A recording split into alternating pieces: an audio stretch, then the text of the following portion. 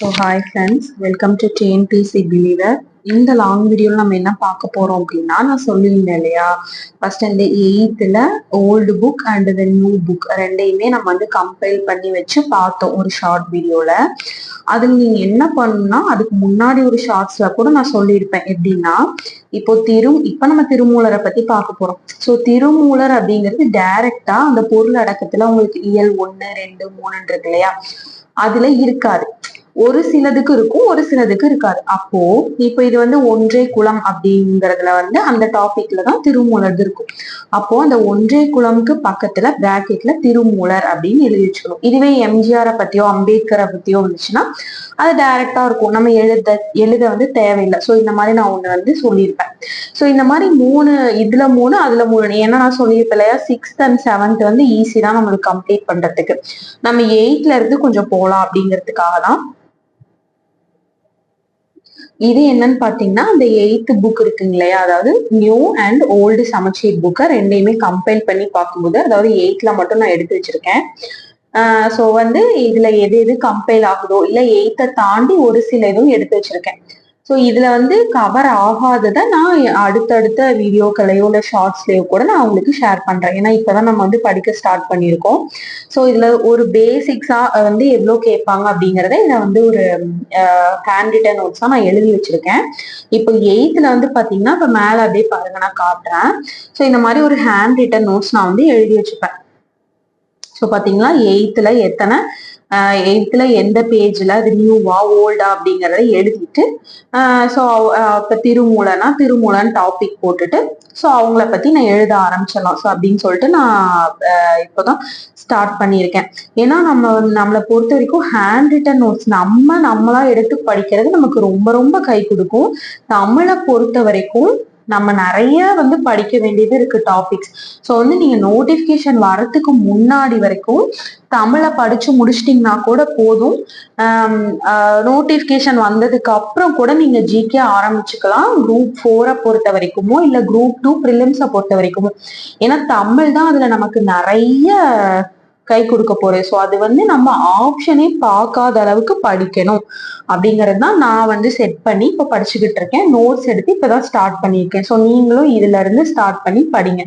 So இப்ப இந்த 2 புக்கையும் compile பண்ணி எது எது ஒரே மாதிரி, நான் 8th இருந்து ஆரம்பிச்சிருக்கேன், எது எது கம்பைல் ஆகி வருதோ அதை வந்து ஃபர்ஸ்ட் எழுத ஸ்டார்ட் பண்ணலாம். அப்படிங்கும் போது திருமூலர் வந்து 2 புக்ல இருந்தார். அதாவது ஓல்டு புக்ல 8th செகண்ட் டைம்லயும் நியூ புக்ல 8th தேர்ட் டேர்ம்லயும் இருந்தார்.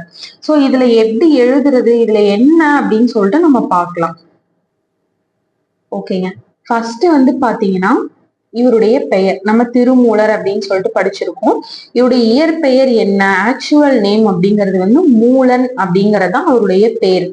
அது எப்படி திருமூலன் அப்படிங்கிறது எப்படி திருமூலர் அப்படின்னு மாறுச்சு அப்படின்னா, அந்த திரு அப்படிங்கிறது வந்து ஒரு பெயருக்கு முன்னாடி ஒரு மரியாதை நிமித்தமா வர்றதுதாங்க. சோ எப்படி திருக்குறளுக்கு வந்து ஒரு மரியாதை நிமித்தமா நம்ம திருன்னு போடுறோமோ, இந்த பெயருக்கு ஒரு அடை, சோ திருங்கிற பெயரடை பெற்று அதனுடன் மரியாதை பண்பான மூலன் அவன் இவன்னு சொல்றது ஒரு மரியாதையா இருக்காது இல்லையா. சோ அந்த இன்னுன்னு முடியறதுனால அத வந்து ஒரு மரியாதை நிமித்தமா அப்படிங்கிறத ஒரு மரியாதை பண்பு சேர்த்துதான் திருமூலர் அப்படின்னு அவருடைய பேர் வந்துருச்சு. சோ ஆக்சுவலி அந்த மூலன் அப்படிங்கிறது அவருடைய பேரு, திரு அப்படிங்கிறது அந்த பெயர் அடை, அப்படிங்கிறது அவருக்கு மரியாதை நிமித்தமா நம்ம கொடுத்து திருமூலர் அப்படின்னு சொல்லிட்டு நம்ம பண்ணி வச்சிருக்கோம். சரி, இவருடைய காலம் என்ன அப்படின்னா 2 வகையில சொல்றாங்க. ஒரு புத்தகத்துல வந்து பாத்தீங்கன்னா 5ஆம் நூற்றாண்டின் முற்பகுதின்னு இருக்கு. இன்னொரு சில இடங்கள்ல எல்லாம் வந்து பாத்தீங்கன்னா 6ஆம் நூற்றாண்டு அப்படின்றது. சோ நான் இதுல உங்களுக்கு பார்த்தா தெரியும், நல்லா ஒரு கலர்ல லைன்ஸ் கொடுத்துருக்கேன் இல்லையா.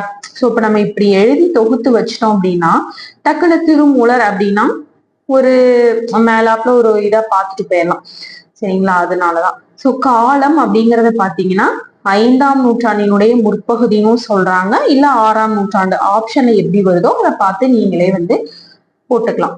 சரி, இவருடைய பெயர் மூலன்னு சொன்னோம் இல்லையா. அந்த மூலன் அப்படிங்கிறது யாரு, இவர் வந்து நமக்கு தெரியும், திருமூலர் வந்து ஒரு சித்தர். சோ இந்த சித்தர் வந்து என்ன பண்றாரு அப்படின்னா அந்த மூலன் அப்படின்ற ஒரு ஆட்டு இடையனுடைய உடல்ல புகுந்துடுறாரு.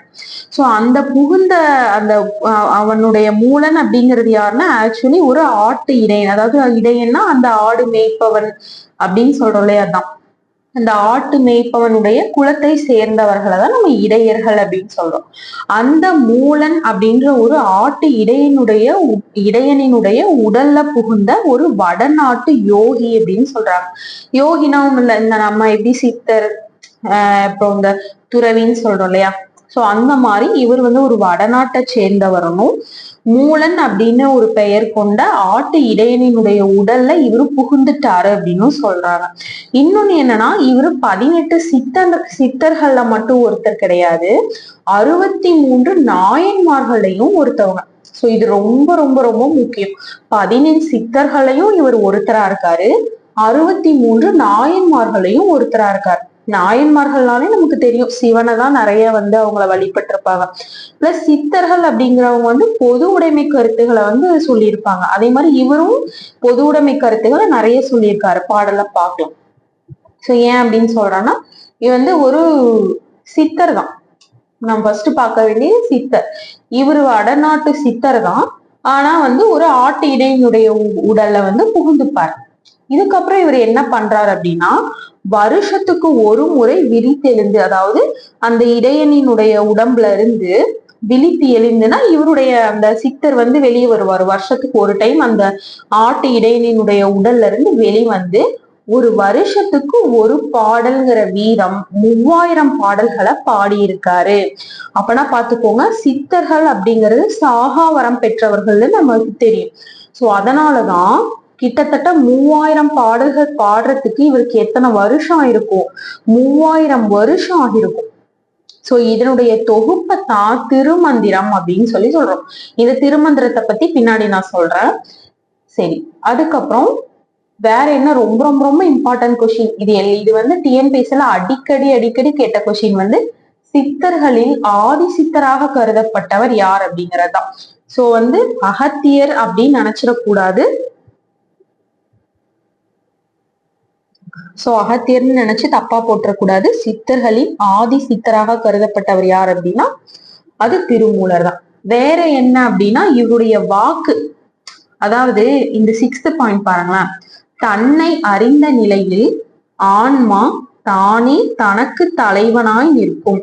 இது ஒண்ணும் இல்லைங்க, பெருசா குழப்பிக்க வேணாம். இத கொடுத்து இது யார் சொன்னாங்க, இது யாருடைய வாக்கு, யாருடைய கொள்கை அப்படின்னு கேட்கலாம்.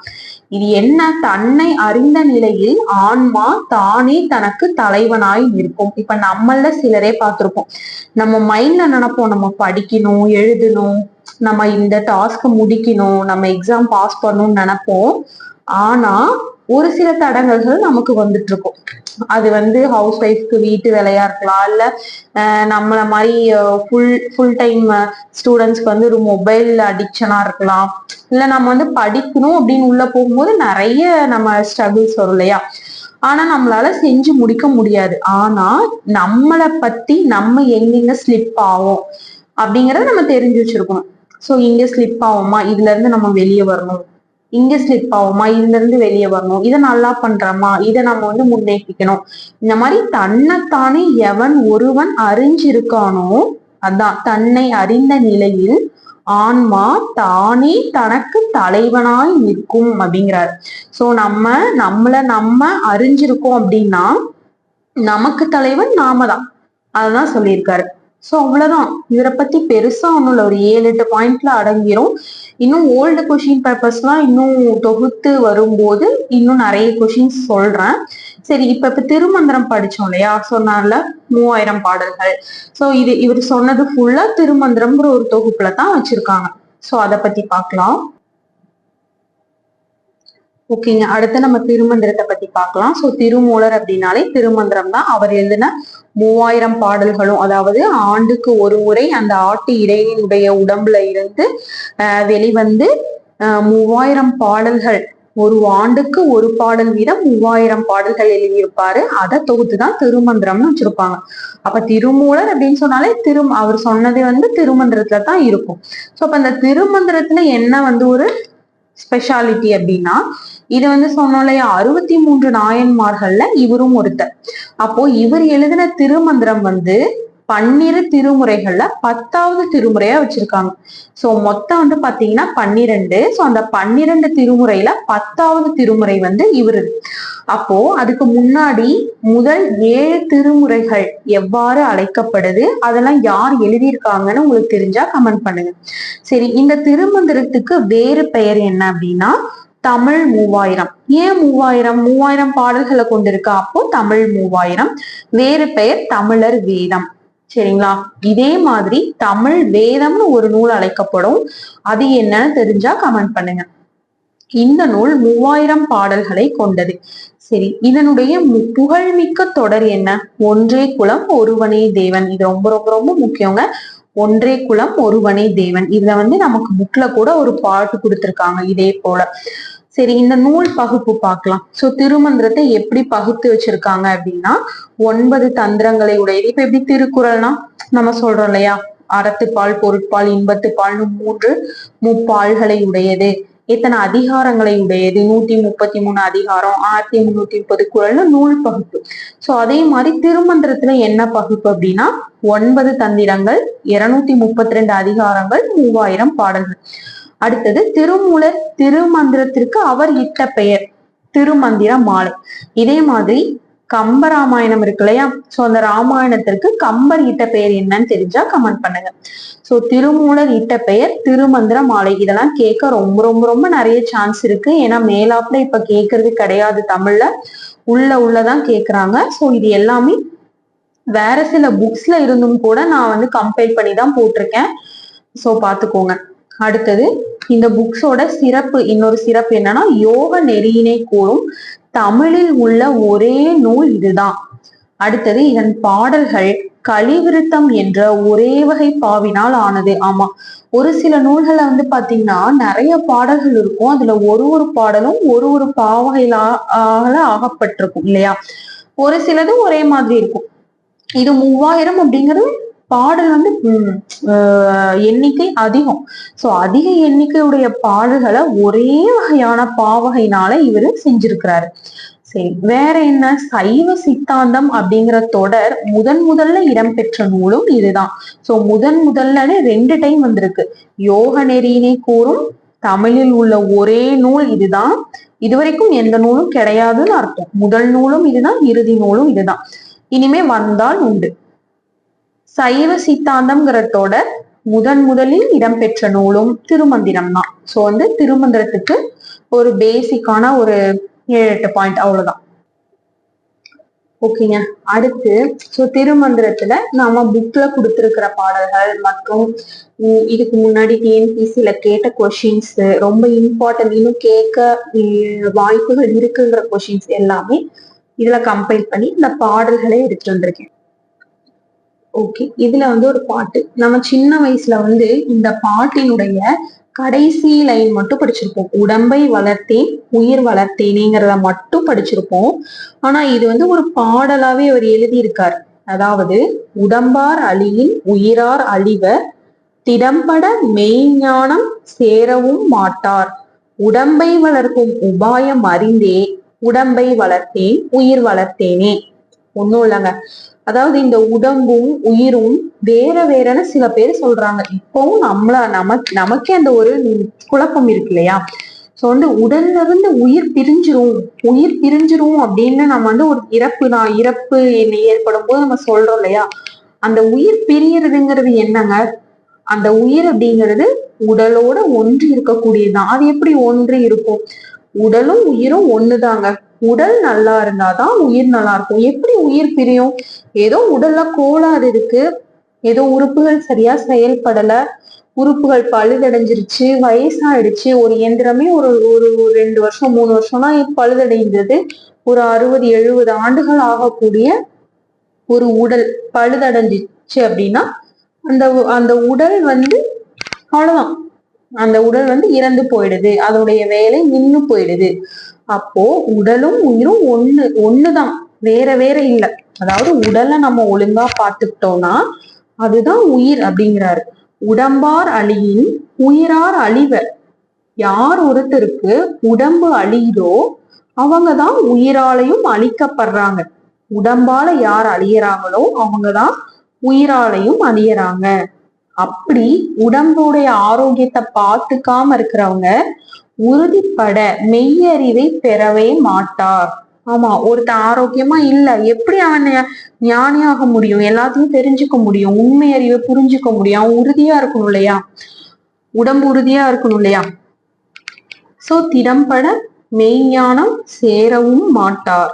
அதனாலதான் உடம்பை வளர்க்கும் உபாயம் அறிந்தே, நான் உயிரை தனியா வளர்க்கல, உடம்பத்தான் வளர்த்தேன். உடம்பை எப்படி எப்படிலாம் பாதுகாப்பா ஆரோக்கியமா வச்சுக்கலாம், அந்த வழிவகை அறிந்து உடம்பை வளர்த்தேன், அதனால உயிர் வளர்த்தேனே அப்படின்னு சொல்றாரு. சரிங்களா? இதுல இந்த இது வந்து புக்ல தான் இருக்கக்கூடிய பாட்டு. இதை அப்படியே எழுதி வச்சிருவாங்க. சோ இது வந்து டக்கு டக்கு நம்ம எடுத்து பார்க்கும்போது ஈஸியா இருக்கும் இல்லையா? ஒரு இடத்துல நம்ம வந்து புக்ல ஒன்னொன்னு ஒருத்தர் எழுதியிருப்பாங்க, நம்ம கச்சு கச்சு கச்சான்னு படிக்கும் போது நமக்கு ரொம்ப கன்ஃபியூஷனா இருக்கும். இந்த மாதிரி தனியா எழுதி வச்சுக்கோங்க, ரொம்ப ஈஸியா இருக்கும். சோ அதே மாதிரி அதுக்கு மேலேயே ஏதாவது ஒரு பிரித்தெழுதுகவோ இல்ல சொற்பொருளோ இருந்தா அப்படியே எழுதி வச்சிருவேன். உடம்பார் அப்படின்னா உடம்பு கூட்டல் ஆர், திடம்னா உறுதி, மெய்ஞானம்னா மெய் அறிவு பொருள், பிரித்தெழுதுகளை மெய் கூட்டல் ஞானம், உபாயம் அப்படின்னா வழிவகை. இது ஒரு பாடல். அடுத்தது திருமந்திரத்துல இருக்கக்கூடிய புகழ்பெற்ற வரிகள்லாம் பார்ப்போமே. சோ ஒன்றே குலம் ஒருவனே தேவன் நம்ம படிச்சிருக்கோம். இதுதான் இவருடைய கடவுளினுடைய கொள்கை. ஓகே, நாம் பெற்ற இன்பம் பெருக இவ்வையாம். இது ரொம்ப ரொம்ப ஃபேமஸான லைன். இது பார்த்துக்கோங்க. அன்பும் சிவமும் இரண்டென்பார் அறிவிலார், மக்கள் தீர்ப்பே மகேசன் தீர்ப்பு. இதுவும் ரொம்ப ரொம்ப முக்கியமான லைன், பார்த்துக்கோங்க.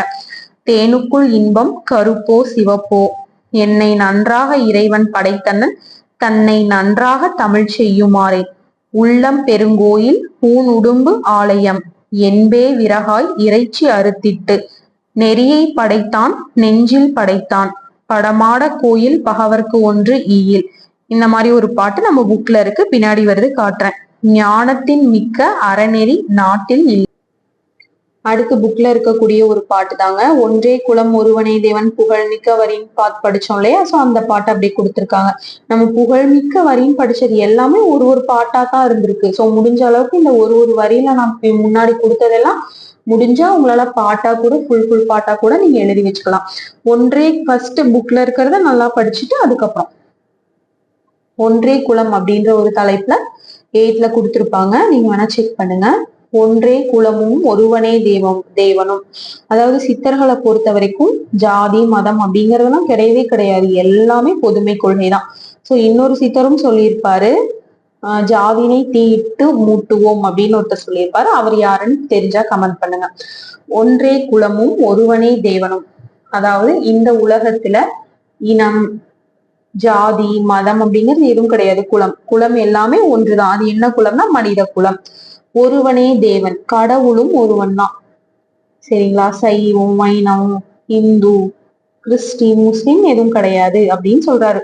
ஒன்றே குலமும் ஒருவனே தேவனும் நன்றே நினைவின் நமனில்லை.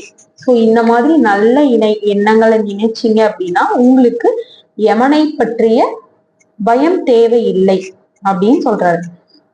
அடுத்த லைன்ல நம்ம பிரிச்சு படிக்கணும். சோ இருக்கே அப்படிங்கிறதுக்காக அப்படியே லைனா படிச்சுட்டு போயிடாது கூடாது. ஒன்றே குலமும் ஒருவனே தேவனும் நன்றே நினைவின் நமன் இல்லை, நானாமே சென்றே புகுங்கதியும் இல்லை. சோ இந்த மாதிரி கூசாமல் நம்ம அடையக்கூடிய வழியும் வேற இல்லை. இதுதான் ஒன்றே குலம் ஒருவனே தேவன்னு நம்ம நினைக்கக்கூடிய வழிதான். இதுக்காக நம்ம கூச்சப்பட வேண்டிய அவசியமே இல்லை. நல்ல இடத்துக்கு நீங்க போவீங்கிறாரு இந்த மாதிரி நினைச்சா.